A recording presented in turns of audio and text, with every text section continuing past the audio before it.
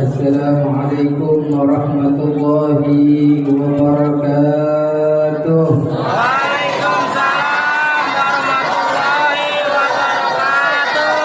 Alhamdulillah wa bihi nasta'in ala umuri dunya waddin. Wa sallallahu wa sallam ala sayyidina Muhammad al-khataman nabiyyin wa ala alihi wa sahbihi ajma'in. Subhanaka la ilma lana illa ma 'allamtana innaka antal alimul hakim. Rabbi shrah li sadri wa yassir li amri wa halul 'uqdatam min lisani yafqahu qawli bi rahmatika ya arhamar rahimin. Amma ba'du, segala puja dan puji syukur selalu kita panjatkan kehadirat Allah Subhanahu wa taala.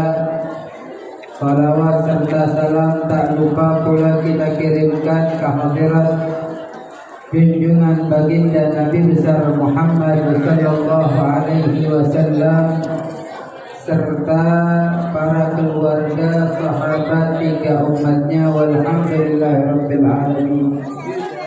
Hadirin wal hadirat jamaah Masjid Jami' Al-Ikhlas yang dirahmati dan diberkahi oleh Allah Subhanahu wa taala. Yang sama kita hormati, kita muliakan para asatidzah, para tokoh masyarakat, aparatur pemerintah, baik sipil, TNI atau Polri-nya, dan tak lupa segenap para panitia penyelenggara Maulid, para penyelenggara peringatan Isra dan Mi'raj baginda Nabi besar Muhammad sallallahu alaihi wasallam, juga pengurus daripada DKM Masjid Jami' Al-Ikhlas, Bapak Insinyur Haji Priyanto, yang kita doakan Allah Subhanahu wa taala berikan keberkahan di dalam umurnya, diberikan sehat wal afiat, dimudahkan segala hajat dunia dan akhirat, amin ya rabbal alamin. Guru-guru kita, diantaranya orang tua kita bersama, guru kita yang telah mengajarkan kita di dalam ilmu agama, yaitu Ad-Da'ilullah Kiai Haji Ahmad Baidawi mata'anallah bitul hayati syarifah. Kita doakan beliau senantiasa diberikan kesehatan yang afiat, diberikan keberkahan di dalam umurnya, diberikan istiqomahan di dalam membimbing kita ke jalan Allah Subhanahu wa taala, amin ya rabbal. Dan tak lupa juga sahibul wasilah, di antaranya Habib Zaki Al-Abbas, Al-Ustaz Bapak Selamat Riyadi, yang bawa Al-Fakir ke tempat ini. Semoga berkat beliau-beliau Allah Subhanahu wa taala jadikan acara malam hari ini menjadi ajang silaturahmi antara kita bersama. Kita doakan beliau-beliau dan yang hadir seluruhnya senantiasa diberikan kesehatan yang afiat, diberikan keberkahan oleh Allah Subhanahu wa taala, dimudahkan segala urusan dunia dan akhirat, amin ya rabbal. Hadirin wal hadirat rahimakumullah. Berbicara tentang peringatan Isra dan Mi'raj baginda Nabi besar Muhammad sallallahu alaihi wasallam. Di sini saya mau cerita, tadi MC kita, Qori kita, ketua DKM masjid kita telah menyimpulkan dan membawakan ayat yang begitu lengkap. Subhanalladzi asra bi'abdihi lailam minal masjidil haram ilal masjidil aqsa alladzi barakna haulahu linuriyahu min ayatina innahu huwas samiul alim.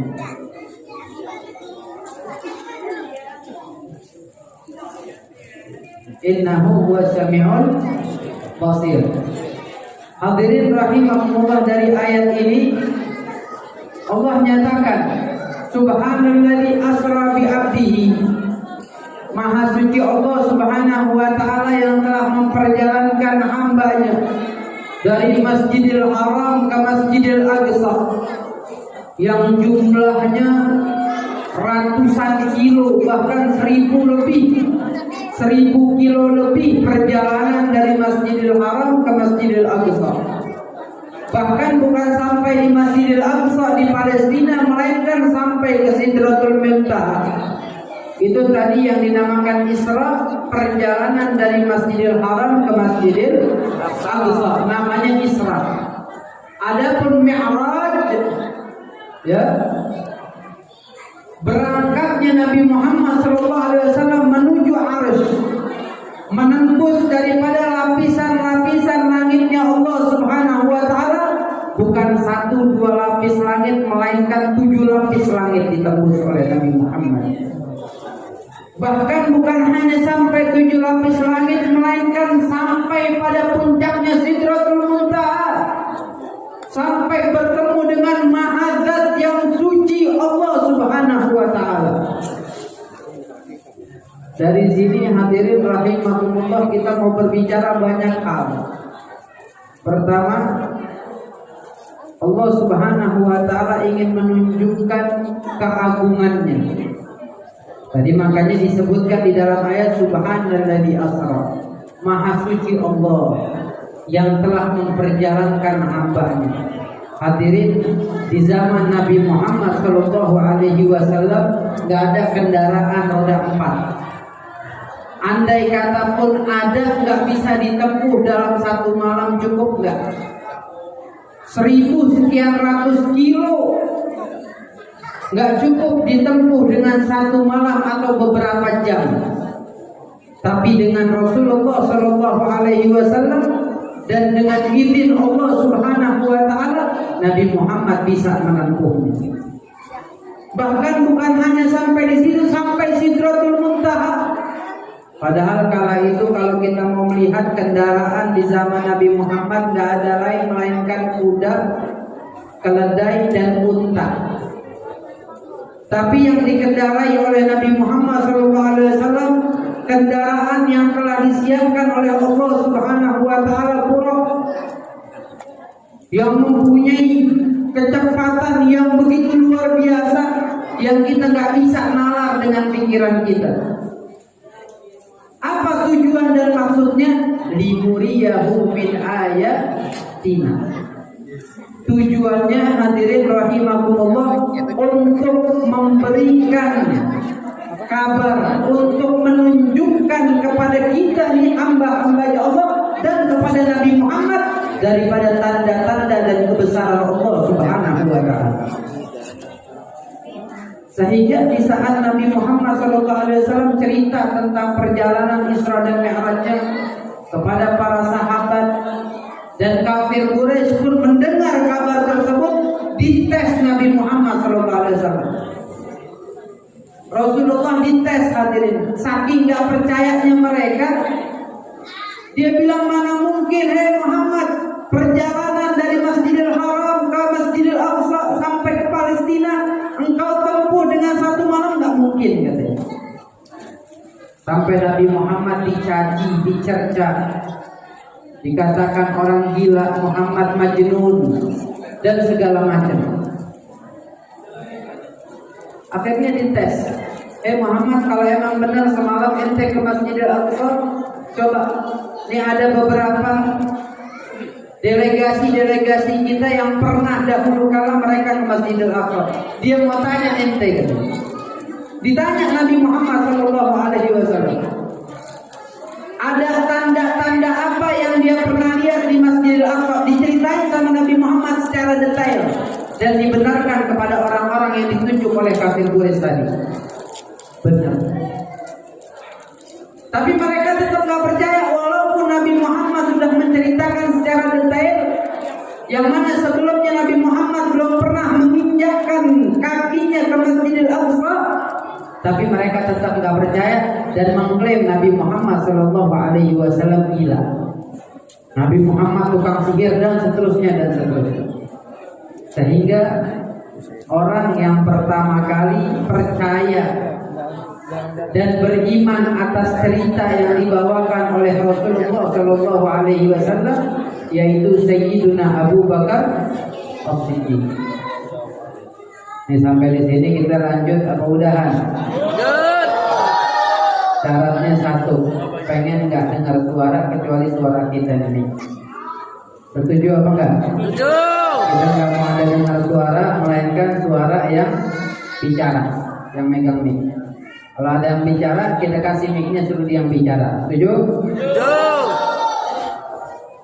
Akhirnya Sayyidina Abu Bakar As-Siddiq beriman, percaya dengan cerita yang dibawakan oleh Rasulullah SAW, sehingga Nabi Muhammad SAW menjulukan Abu Bakar sebagai As-Siddiq, orang yang dapat mempercayai atau yang dapat dipercayai.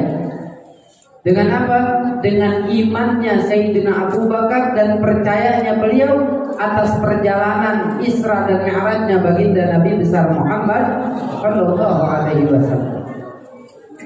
Nah, berarti dari sini sedikit kita bisa garis bawahin kalau masih ada orang di zaman sekarang, bahkan tokoh ustadz yang nggak percaya dengan Isra Mi'raj, kira-kira dia berada di golongan Sayyidina Abu Bakar apa di golongan orang-orang kafir Quraisy? Kita mesti percaya. Memang kalau dipikirkan dengan nalar pikiran nggak sampai. Orang di sini Allah Subhanahu Wa Taala telah sampaikan di dalam Al-Quran, linuriyahu min ayatina. Saya mau menunjukkan daripada tanda-tanda dan kebesaranku, kata Allah Subhanahu Wa Taala. Seperti contohnya di dalam surat yang biasa Imam Jumat bacakan, di sini sholat Jumatnya baca Sabihis atau enggak? Baca Al-Ghasyiyah apa enggak? Itu di dalam surat Al-Ghasyiyah dikatakan apa? Afala yanzuruna ilal ibili kaifa khuliqat wa ilas samai kaifa rufi'at wa ilal jibali kaifa nusibat wa ilal ardi kaifa sutihat. Kita nggak mau ngomong ini ayat melainkan satu. Afala yanzuruna ilal ibili kaifa khuliqat wa ilas samai kaifa rufi'at. Ini yang saya mau bicara. Saya mau kasih contoh kecilnya ini aja nih. Wa ilas samai kaifa rufi'at. Allah Subhanahu Wa Taala suruh kita mikir, suruh kita berpikir. Apakah engkau nggak lihat daripada tanda-tanda dan kebesaran Allah Subhanahu Wa Taala yang kalian nggak bisa nalar dengan akal pikiran? Allah sampaikan. Apa itu? Di antaranya wa ilas samai kaifa rufi'at.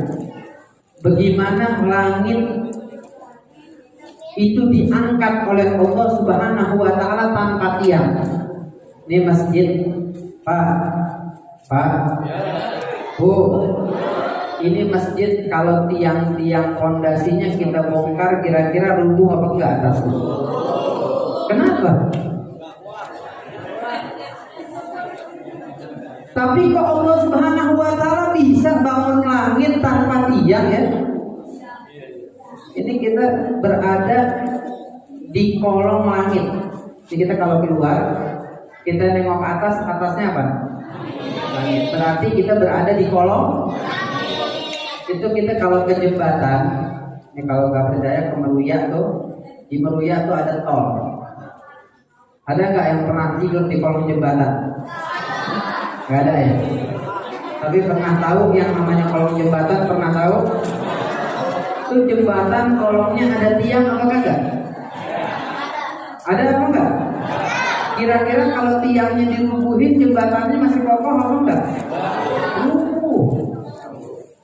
Rubuh. Tapi Allah suruh kita mikir bagaimana Allah Subhanahu Wa Taala ciptakan langit tanpa tiang. Mau di Indonesia secara nasional, kita ke Surabaya, kita ke Madura, kita ke Merauke, kita ke Papua, kita ke Sumatera, kita ke Kalimantan, kita kemana aja, kita nggak lihat tiang-tiang langitnya Allah Subhanahu Wa Taala. Kita ke negeri lain, ke Asia ataupun luar daripada Asia, ke Eropa, bahkan ke Timur Tengah, gak pernah kita temukan tiang langit berdiri untuk menopang daripada langitnya Allah Subhanahu wa Ta'ala. Padahal kita berada di bawah kolong langitnya Allah Subhanahu wa Ta'ala. Ini kalau kita mikir pakai akal sampai apa enggak? Enggak sampai. Makanya Allah Subhanahu wa Ta'ala kabarkan kepada kita. Apa kabarnya? Wa ma utitum minal ilma illa qalila. Tidaklah pengetahuan ilmu yang aku berikan, kata Allah Subhanahu wa Ta'ala, kepada kalian, kita di umat, melainkan ilmu yang kita dapati sedikit dari Allah. Enggak ada apa-apanya. Sehingga pengetahuan yang Allah miliki lebih luas jauh ketimbang pengetahuan yang kita dapati. Kenapa? Karena ilmu yang diberikan Allah sedikit, kecil. Jadi kita nggak bisa mengukur keagungan tanda-tanda Allah Subhanahu wa Ta'ala yang besar dengan nalar pikiran otak kita masing-masing. Nggak bisa. Kita nggak mampu. Kita hanya mampu beriman dari segala sesuatu yang ditunjukkan oleh Allah Subhanahu wa Ta'ala dan baginda Nabi besar Muhammad Sallallahu Alaihi Wasallam. Sampai di sini nyambung. Ini kita berbicara tadi tentang tanda-tanda Allah. Nah, Nabi Muhammad Sallallahu Alaihi Wasallam Mi'raj, bertemu dengan zatnya Allah. Banyak macam hal yang dilakukan oleh Allah kepada Nabi Muhammad. Kunjungan ke neraka, kunjungan ke surga. Ada pensucian diri dan hati untuk Rasulullah Sallallahu Alaihi Wasallam dari Allah Subhanahu Wa Taala. Sampai kita mendapatkan poinnya perintah sholat. Betul apa enggak? Perintah sholat, hadirin, yang diperintahkan oleh Allah Subhanahu wa Ta'ala dari 50 waktu sampai 5 waktu. Negosiasi, minta keringanan, minta dikurangin dengan dapatnya masukan-masukan dari para anbiya. Nabi Muhammad itu setiap lapisan langit bertemu dengan para anbiya dan rasul. Ketemu dengan Nabi Allah Adam, ketemu dengan Nabi Allah Ibrahim, ketemu dengan Nabi Allah Musa. Dan di saat Nabi Muhammad mendapatkan perintah 50 salat yang pertama kali, memberikan masukan Nabi Allah Musa, ya Muhammad irji ila rabbik as'aluhu takhfif min Allah. Wahai Muhammad, kembali kepada Tuhanmu Allah Subhanahu wa Ta'ala, minta keringanan. Balik Nabi Muhammad minta keringanan, diringankan. Ada riwayat katanya Nabi Muhammad kembali 5 kali. Ada lagi yang bilang 9 kali. Yang 5 kali itu dikurangin setiap 1 kali datang 10 waktu. 10 waktu, 10 waktu, 10 waktu, yang terakhir 5 waktu. Ada lagi mengatakan enggak, Nabi Muhammad 9 kali pulang balik minta keringanan, setiap balik dikurangkan oleh Allah Subhanahu wa Ta'ala 5 waktu. Ada riwayat yang menceritakan seperti itu. Alhasil sampailah pada titik di 5 waktu hasil. Ini secara garis besar yang saya mau sampaikan. Hadirin rahimakumullah, kalau kita lihat Nabi Muhammad kenapa berani pasang badan? Pasang badan buat kita, Pak Bu, umatnya. Rasulullah Sallallahu Alaihi Wasallam kembali kepada Allah minta keringanan. Ibu-ibu sama bapak-bapak, bayangin kalau andai kata 50 waktu diterima oleh Nabi Muhammad melek-melek, diperintahkan kita untuk menjalankannya. Kira-kira kita sanggup apa enggak 50 waktu? Sanggup apa enggak? Boro-boro yang 5 waktu aja kita pas-pasan.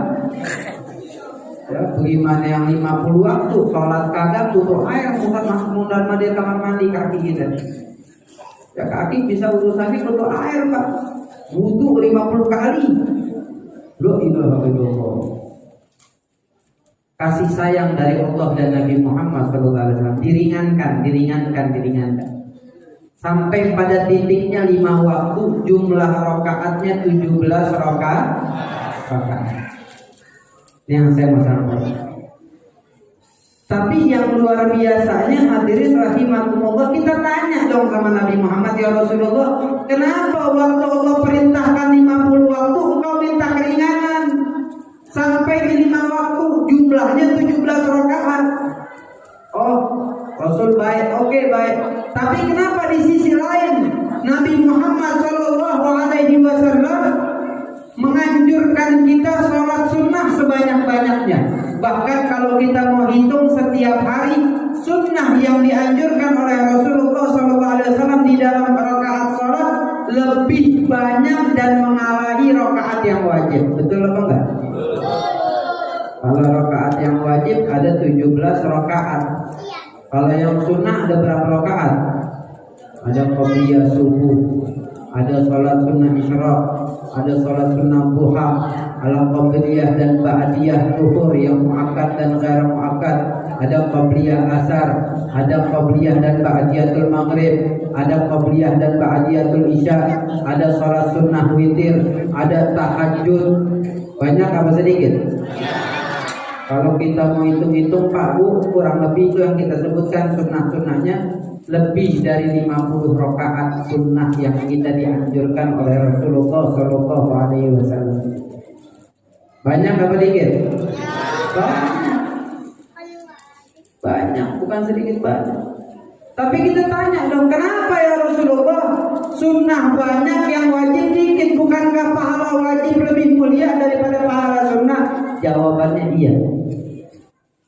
Tapi Nabi Muhammad SAW khawatir kalau kita dikasih yang wajib 50 waktu, kita lalai, bukannya kita menambahkan ketaatan kepada Allah, melainkan kita terjerumus di dalam siksa api nerakanya Allah. Ini yang dikhawatirkan oleh Rasulullah SAW. Ini yang ditakuti sama Nabi Muhammad. Makanya Nabi Muhammad pasang badan, menghadap kepada Allah berkali-kali, minta keringanan agar yang wajib diringankan. Tapi kenapa yang sunnah dibanyakin? Karena Rasulullah SAW tahu Pak, di balik perintah sholat yang Allah Subhanahu Wa Taala sampaikan ada rahasia yang disembunyikan oleh Allah Subhanahu Wa Taala. Di balik perintah sholat ada rahasia yang disembunyikan oleh Allah, sehingga Nabi Muhammad nggak ingin kita ketinggalan daripada sir atau rahasia yang ingin diberikan oleh Allah Subhanahu Wa Taala kepada kita. Akhirnya Nabi Muhammad SAW anjurin kita untuk perbanyak sholat sunnah. Untuk memperbanyak sholat, minum dulu ya. Kita ngomong kayak jualan obatnya ini. Ngomong dulu.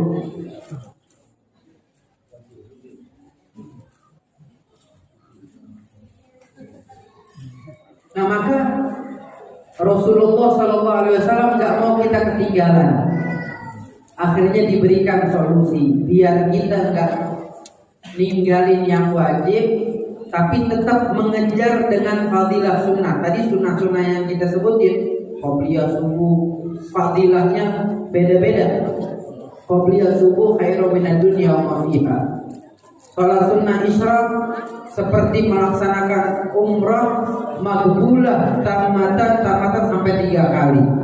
Apalagi qobliyah dan ba'diyatul zuhur atau muakkad dan ghair muakkad di dalam 5 waktu mempunyai fadilah dan keutamaan yang istimewa. Masing-masing punya keutamaan dan fadilah dari setiap sholat sunnah. Tapi tujuan Nabi Muhammad menganjurkan kita sholat sunnah sebanyak-banyaknya agar kita mendapatkan rahasia di balik perintah sholat yang disembunyikan oleh Allah Subhanahu wa Ta'ala. Apa sih rahasianya, Be? Rahasianya Nabi SAW telah mengabarkan kepada kita, idza qama abdun yusalli fa'ata bidunubihi ila raqibi kullama raqi'a wa sajad tatasaqatat anhu. Setiap hamba hadirin rahimakumullah yang melaksanakan ibadah sholat, di saat dia berdiri Pak Bu ingin menghadap Allah, ingin melakukan takbiratul ihram, Allahu Akbar. Di saat dia takbir, Allah Subhanahu wa taala letakkan di atas kedua pundaknya dosa dan kesalahan yang telah dia lakukan. Kullama raki'a wa sajada tasaqatat anhu, kata Nabi. Setiap hamba tersebut melakukan gerakan ruku, setiap hamba tersebut melakukan gerakan sujud, dosa-dosanya runtuh sedikit demi sedikit. Bapak sama ibu bayangin kalau dosa kita itu punya beban, Pak. Bu, ibu selama ini sholat merasakan beban dosa apa enggak? Ngerasain enggak, Bu? Hah?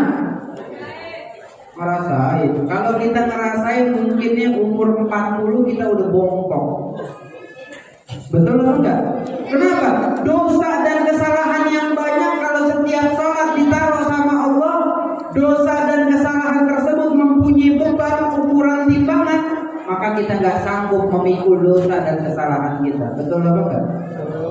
Tapi subhanallah, setiap kita sholat ditaruh tuh kesalahan dan dosa, setiap kita sholat ditaruh kesalahan dan dosa, tapi nggak kita rasakan. Kenapa? Karena nggak mempunyai beban berat. Ini kasih sayang dari Allah Subhanahu wa taala. Apa tujuannya? Agar setiap kita melaksanakan ibadah salat runtuh sedikit demi sedikit kita punya dosa dan kesalahan. Berkat apa? Berkat kita melaksanakan ibadah salat. Makanya Nabi berharap bukan hanya kita melaksanakan sholat yang wajib sahaja, tapi mari kita tambahkan yang wajib dengan ibadah-ibadah sunnah yang lainnya. Kalau kita merasa dosa kita banyak, kesalahan kita banyak, tapi kita tidak mau mengkikis daripada dosa dan kesalahan kita tersebut, bagaimana bisa berkurang dosa dan kesalahan kita? Cara salah satu yang diberikan oleh Nabi Shallallahu Alaihi Wasallam untuk mengkikis dosa dan kesalahan dengan kita memperbanyak sholat. Nah, maka hadirin rahimahumullah, pada kesempatan malam hari ini saya nggak memotivasi bapak dan ibu untuk sholat yang wajib. Yang wajib udah nggak boleh ditinggalin lagi, barokallah. Tapi sekarang saya memotivasi bagaimana caranya kita mempunyai prinsip hidup yang wajib sholat sunnah kita tambahkan. Yang wajib udah nggak boleh diganggu gugat. Yang wajib udah mesti kita laksanakan. Tapi bagaimana caranya kita tanamkan tekad di dalam diri dan hati kita, yang sunnah kita tambahkan. Bahkan kalau bisa kita jadikan agenda sebagaimana agenda yang wajib. Artinya jangan sampai kita tinggal kalau nggak perlu banget. Karena di samping di situ ada maghfirah, pengampunan dari Allah, mendapatkan keringanan dosa dan kesalahan, Allah Subhanahu wa taala memberikan kemuliaan-kemuliaan di setiap sholat sunnah yang kita lakukan. Seperti contohnya tadi saya sampaikan, rakaatul fajri khairum minad dunya wa ma fiha. 2 rakaat sebelum subuh lebih baik dari dunia dan seisinya, ibadah Allah. Maka mari lewat peringatan Isra dan Mi'raj yang diadakan oleh Masjid Jami' Al-Ikhlas ini, yuk sama-sama ya, kita pasang niat, kita menekadkan diri kita dan hati kita yang wajib sudah menjadi nomor 1, dan bagaimana sunnah-sunnah yang lainnya kita jalankan. Sebagaimana Allah Subhanahu wa taala dan Nabi sallallahu alaihi wasallam sampaikan, "Wa ma ataakumur rasulu fakhudhuhu wa ma nahakum anhu fantahu." Apa yang dibawa oleh Nabi ambil, kerjain. Yang dilarang jauhkan. Itu perintahnya. Jadi yang wajib udah nggak boleh kita tinggalkan, tapi sekarang bagaimana kita pikirkan ya, sholat sunnah yang lainnya itu kita jadikan program di dalam kehidupan kita. Kita tambahkan di dalam keseharian kita. Apa tujuannya? Tujuannya selain fadilah dan keutamaan pada masing-masing sholat sunnah, juga di situ ada pengampunan dari Allah Subhanahu wa taala. Makanya nggak salah 27 pada bulan Rajab peringatan Isra dan Mi'raj, di balik perintah salat ada maghfirah dari Allah. Kenapa ada maghfirah? Karena bulan Rajab bulan ampunan. Bulan Rajab adalah bulannya Allah Subhanahu. Kata Nabi SAW, Rajab syahrullah. Bulan Rajab adalah bulannya Allah. Sehingga para ulama mengatakan dengan kategori kata Nabi, Rajab bulannya Allah artinya bulan istighfar, bulan pengampunan, bulan yang mana kita bertaubat kepada Allah Subhanahu wa taala. Maka dibalik perintah salat pada momentum Isra dan Mi'raj, di situ ada rahasia yang tersembunyi dan dikabarkan oleh Nabi sallallahu alaihi wasallam ada ampunan di balik perintah salat yang diwajibkan oleh Allah Subhanahu wa taala dan sunnah-sunnah yang dianjurkan oleh baginda Rasulullah sallallahu alaihi wasallam. Maka harapannya insyaallah keluar dari tempat ini bukan hanya kita menjalankan yang wajib, tapi yuk bagaimana caranya yang sunnah kita hidupkan. Hadirin rahimakumullah, ini kita udah keluar dari bulan Rajab masuk bulan Sya'ban. Kenapa sih di bulan Rajab kita dianjurin istighfar, bulan Sya'ban dianjurin sholawat sama Nabi Muhammad? Tujuannya biar sampai pada bulan Ramadan kita siap untuk beribadah di bulan suci Ramadan.